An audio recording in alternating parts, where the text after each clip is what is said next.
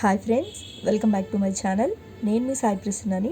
ఈరోజు మన ఛానల్లో వరలక్ష్మి వ్రతం మనకి 2024 సంవత్సరం ఎప్పుడు వచ్చింది, ఏ రోజున చేసుకోవాలి, అలాగే వరలక్ష్మి వ్రతానికి కావాల్సిన పూజా సామాగ్రి, వరలక్ష్మి వ్రతం రోజు మనం పూజ ఏ విధంగా చేసుకోవాలి, అలాగే తోరం కట్టుకునేటప్పుడు మనం చెప్పుకోవాల్సిన మంత్రం ఏమిటి, అలాగే తోరం అనేది ఏ విధంగా కట్టుకోవాలి, వరలక్ష్మి వ్రత కథ, ఇవన్నీ మనం ఇప్పుడు ఈ వీడియోలో తెలుసుకుందామండి. అంతకంటే ముందుగా మన ఛానల్ని ఎవరైనా ఫస్ట్ టైం చూస్తున్నట్లయితే ప్లీజ్ సబ్స్క్రైబ్ చేసుకోండి. హిందూ సాంప్రదాయాల్లో శ్రావణ మాసానికి ఒక విశిష్టత ఉంది. తెలుగు క్యాలెండర్లో ఉండే 12 మాసాల్లో 5వది శ్రావణ మాసం. ఈ మాసాన్ని ఎంతో పవిత్రంగా భావిస్తారు హిందువులు. శ్రావణ మాసం శుక్లపక్షంలో పౌర్ణమికి ముందు వచ్చే శుక్రవారం వరలక్ష్మి వ్రతంగా జరుపుకోవడం హిందూ ఆచారం. ఈ వరలక్ష్మి వ్రతం ఎలా చేసుకోవాలి, వ్రతం చేసుకోవడానికి కావలసిన ఐటమ్స్ ఏంటో తెలుసుకుందాము. వరలక్ష్మి దేవత విష్ణుమూర్తి భార్య. హిందూ మతం ప్రకారం ఈ పండుగ విశిష్టమైంది. వరాలు ఇచ్చే దేవతగా వరలక్ష్మీదేవిని కొలుస్తారు. వరలక్ష్మి వ్రతాన్ని ఆంధ్రప్రదేశ్, తెలంగాణ, కర్ణాటక రాష్ట్రాల్లో మహిళలు అధికంగా ఆచరిస్తారు. ఈ పండుగను ముఖ్యంగా వివాహమైన మహిళలు నిర్వహిస్తారు. ఈ రోజున దేవతను పూజిస్తే అష్టలక్ష్మి పూజలకు సమానం అనే నమ్మకంతో కుటుంబ సభ్యులు కూడా పాలు పంచుకుంటారు. వరలక్ష్మి వ్రతం చేసుకునే విధానం, దాని విశిష్టత ఇప్పుడు తెలుసుకుందాము. మనకి అసలు ఈ వరలక్ష్మి వ్రతం 2024 సంవత్సరం ఆగస్టు 16వ తేదీన వచ్చిందండి.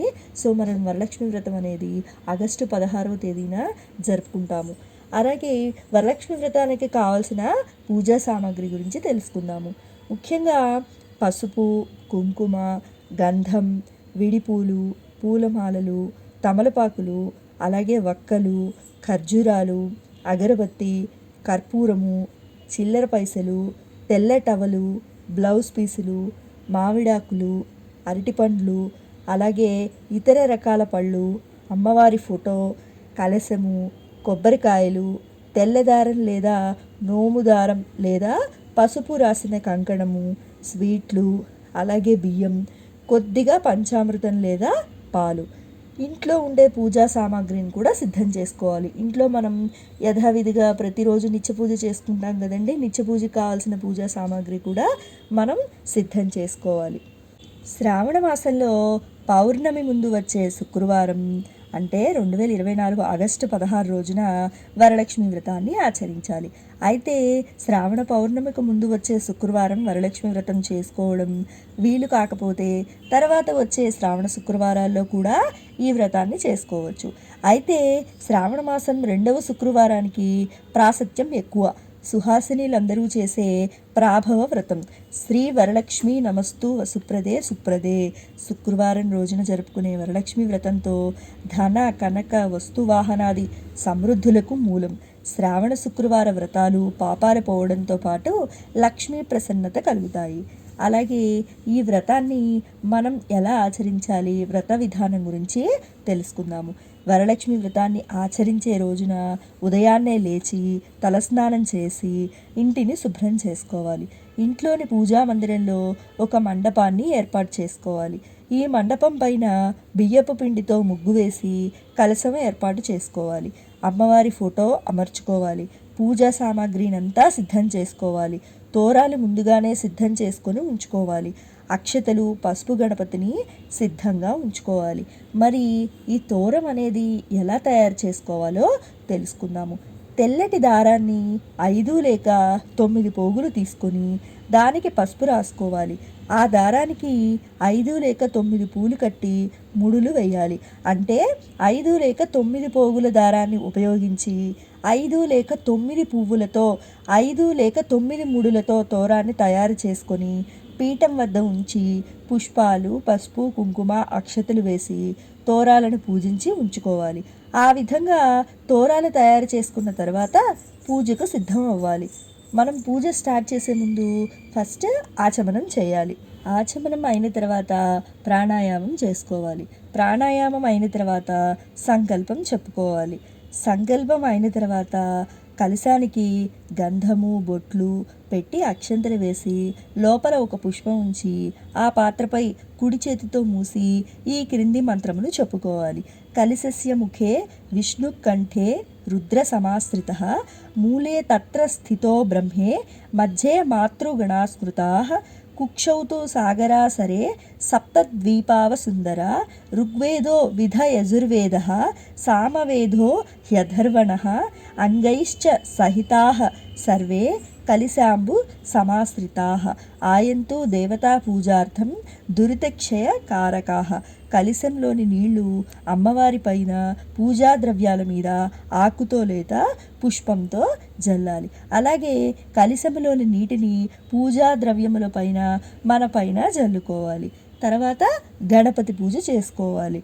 గణపతి పూజ అయిన తర్వాత వరలక్ష్మి వ్రత పూజ స్టార్ట్ చేయాలి. అంటే అథాంగ పూజ చేసుకోవాలి. ఫస్ట్ అమ్మవారికి పువ్వులు లేదా అక్షంతలతో కలశానికి పూజ చేయాలి. చెంచలాయ నమః పాదౌ పూజయామి, చపలాయ నమః జానుని పూజయామి, పీతాంబరాయ నమః ఊరుం పూజయామి, కమలవాసిన్యై నమః కటిం పూజయామి, పద్మాలయాయై నమః నాభిం పూజయామి, మదనమాత్రై నమః స్థనౌ పూజయామి, కంబుకంఠే నమః కంఠం పూజయామి, సుముఖాయ నమః ముఖం పూజయామి, సునేత్రాయ నమః నేత్రౌ పూజయామి, రమాయై నమః కర్ణౌ పూజయామి, కమలాయై నమః శిరః పూజయామి, శ్రీ వరలక్ష్మీ నమః సర్వాంగణ్యామి పూజయామి.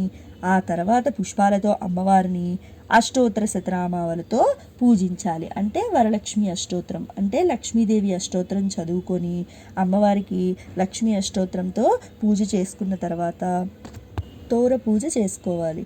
అంటే తోరాన్ని అమ్మవారి వద్ద ఉంచి అక్షతలతో క్రింది విధంగా పూజ చేసుకోవాలి.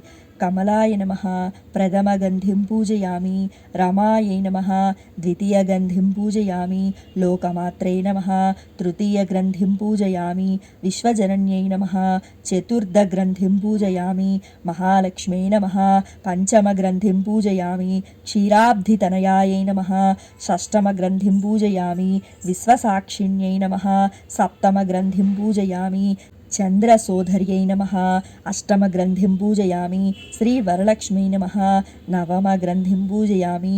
ఈ క్రింది శ్లోకాలు చదువుతూ తోరం కట్టుకోవాలి. బధ్నామి దక్షిణే హస్తే నవసూత్రం శుభప్రదం పుత్ర పౌత్రాభివృద్ధించ మమ సౌభాగ్యం దేహిమే రమే అని ఈ శ్లోకం చెప్పుకొని అమ్మవారి తోరం మన చేతికి కట్టుకోవాలి. వరలక్ష్మి వ్రత కథ ప్రారంభం. సౌనకాది మహర్షులను ఉద్దేశించి సూత మహాముని ఇలా చెప్పారు. మునులారా, స్త్రీలకు సౌభాగ్యదాయకమైన వ్రతమును ఒకదానిని పరమశివుడు పార్వతికి చెప్పారు. లోకోపకారం కోరి ఆ వ్రతాన్ని గురించి మీకు తెలియజేస్తాను, శ్రద్ధగా వినండి. పరమేశ్వరుడు ఒకనాడు తన భస్మసింహాసనంపై కూర్చుని ఉండగా నారద మహర్షి ఇంద్రాది దిక్పాలకులు స్తుతి స్తోత్రములతో పరమశివుణ్ణి కీర్తిస్తున్నారు. ఆ మహత్తర ఆనంద సమయంలో పార్వతీదేవి పరమేశ్వరుణ్ణి ఉద్దేశించి, నాథ, స్త్రీలు సర్వసౌఖ్యములు పొంది పుత్ర పౌత్రాభివృద్ధిగా ధరించుటకు తగిన వ్రతం ఒకదానిని చెప్పండి అని అడిగింది. అందుకు ఆ త్రినేత్రుడు, దేవి, నీవు కోరిన విధంగా స్త్రీలకు సకల శుభాలు కలిగించే వ్రతం ఒకటి ఉన్నది. అది వరలక్ష్మి వ్రతం. దానిని శ్రావణ మాసంలో 2వ శుక్రవారం నాడు ఆచరించాలని చెప్పారు. అప్పుడు పార్వతీదేవి, దేవా, ఈ వరలక్ష్మి వ్రతాన్ని ఆదిదేవతలు ఎవరు చేశారు? ఈ వ్రతాన్ని ఎలా చేయాలో వివరంగా చెప్పండి అని కోరింది. కాత్యాయిని పూర్వకాలంలో మగధ దేశంలో కుండినము అనే పట్టణం ఒకటి ఉండేది. ఆ పట్టణం బంగారు కుడ్యములతో రమణీయంగా ఉండేది. ఆ పట్టణంలో చారుమతి అనే ఒక బ్రాహ్మణ స్త్రీ ఉండేది. ఆమె సుగుణవతి, వినయ విధేయతలు, భక్తి గౌరవాలు గల యోగ్యురాలు. ప్రతిరోజు ప్రాతకాలాన నిద్రలేచి భర్త పాదాలకు నమస్కరించుకొని ప్రాతకాల గృహకృత్యాలు పూర్తి చేసుకొని అత్తమామలను సేవించుకొని మితంగా సంభాషిస్తూ జీవిస్తూ ఉండేది. వరలక్ష్మి సాక్షాత్కారం. ఆది దేవత అయిన వరలక్ష్మీదేవి ఒకనాటి రాత్రి సమయంలో చారుమతికి కలలో సాక్షాత్కరించింది. ఓ చారుమతి, ఈ శ్రావణ పౌర్ణమి నాటికి ముందు వచ్చే శుక్రవారం నాడు నన్ను పూజించు. నీవు కోరిన వరాలు కానుకలను ఇస్తానని చెప్పి అంతర్ధానం అయింది. చారుమతి సంతోషించి, హే జనని, నీ కృపాకటాక్షములు కలిగిన వారు ధన్యులు. వారు సంపన్నులుగా, విద్వాంసులుగా మన్ననలు పొందుతారు. ఓ పావని, నా పూర్వజన్మ సుకృతం వల్ల నీ దర్శనం నాకు కలిగింది అని పరిపరి విధాలా వరలక్ష్మీదేవిని స్తుతించింది. అంతలోనే చారుమతి మేల్కొని అదంతా కలగా గుర్తించి తన కలను భర్తకు అత్తమామలకు తెలియజేసింది. వారు చాలా సంతోషించి చారుమతి వరలక్ష్మి వ్రతాన్ని చేసుకోమని చెప్పారు. ఊరిలోని వనితలు చారుమతి కలను గురించి విని వారు కూడా పౌర్ణమి ముందు రాబోయే శ్రావణ శుక్రవారం కోసం ఎదురు చూడసాగారు. శ్రావణ శుక్రవారం రోజున పట్టణంలోని స్త్రీలందరూ ఉదయాన్నే లేచి తలారా స్నానం చేసి పట్టు వస్త్రాలు ధరించి చారుమతి గృహానికి చేరుకున్నారు.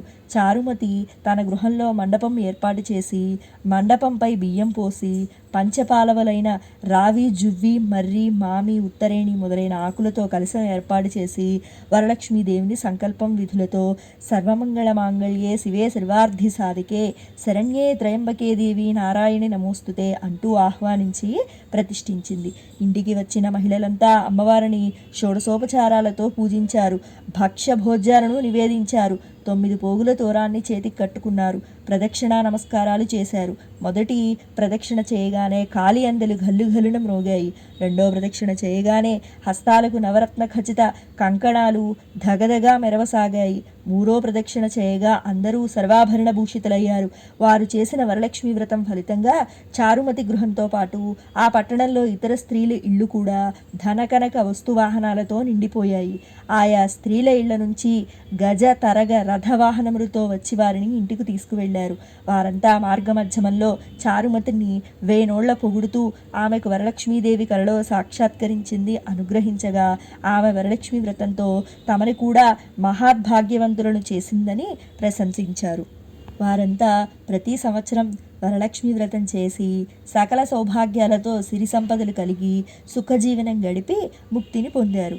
మునులారా, శివుడు పార్వతికి ఉపదేశించిన ఈ వరలక్ష్మి వ్రత విధానాన్ని సవిస్తరంగా మీకు వివరించాను. ఈ కథ విన్నా, ఈ వ్రతం చేసినప్పుడు చూసినా కూడా సకల సౌభాగ్యాలు, సిరి సంపదలు, ఆయురారోగ్య ఐశ్వర్యాలు సిద్ధిస్తాయని సూత మహాముని సౌనకాది మహర్షులకు చెప్పారు. కథ విని అక్షతలు శిరసుపై వేసుకోవాలి. ఆ తర్వాత ముత్తైదువులకు తాంబూలం ఇవ్వాలి. అందరికీ తీర్థప్రసాదాలు ఇచ్చి పూజ చేసిన వారు కూడా తీర్థప్రసాదాలు తీసుకోవాలి. అమ్మవారికి పెట్టిన నైవేద్యాన్ని మనము కూడా స్వీకరించాలి. రాత్రి ఉపవాసం ఉండాలి. భక్తితో వేడుకుంటే వరాలను అందించే తల్లి వరలక్ష్మీదేవి. ఈ వ్రతాన్ని ఆచరించడానికి ఏ నిష్టలు, నియమాలు, మడులు అవసరం లేదు. నిశ్చలమైన భక్తి, ఏకాగ్ర చిత్తం ఉంటే చాలు. వరలక్ష్మి వ్రతం ఎంతో మంగళకరమైంది. ఈ వ్రతాన్ని చేయడం వల్ల లక్ష్మీదేవి కృప కలిగి ఐశ్వర్యం లభిస్తుంది. సకల శుభాలు కలుగుతాయి. స్త్రీలు దీర్ఘకాలం సుమంగళిగా ఉండేందుకు ఈ వ్రతం ఆచరించడం తప్పనిసరి.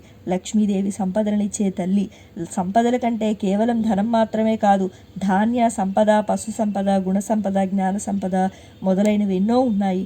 వర అంటే శ్రేష్టమైన అర్థం కూడా ఉంది. సో విన్నారు కదండి, మనకి 2024 సంవత్సరం వరలక్ష్మి వ్రతం ఎప్పుడు వచ్చింది, మనం ఏ రోజున పూజ చేసుకోవాలి, ఒకవేళ ఆ రోజున కుదరని వాళ్ళు ఎప్పుడు చేసుకోవచ్చు, అలాగే వరలక్ష్మి వ్రతానికి కావాల్సిన పూజా సామాగ్రి, పూజ అనేది మనం ఏ విధంగా చేసుకోవాలి, అలాగే తోరం పూజ ఎలా చేసుకోవాలి, వరలక్ష్మీదేవి వ్రత కథ అన్నీ తెలుసుకున్నారు కదండి. నా వీడియో మీకు ఇన్ఫర్మేటివ్గా అనిపించిందని అనుకున్నాను. మీరు కూడా చక్కగా వరలక్ష్మి వ్రతం చక్కగా చేసుకొని ఆ తల్లి కృపాకటాక్షలు మనందరిపై ఎల్లవేళ్ళ ఉండాలని మనస్ఫూర్తిగా కోరుకుంటున్నానండి. సర్వేజన సుఖినో భవంతు, సర్వే సృజన సుఖినో భవంతు. ఓం శ్రీ వరలక్ష్మీదేవ్యై నమః. ధన్యవాదాలు.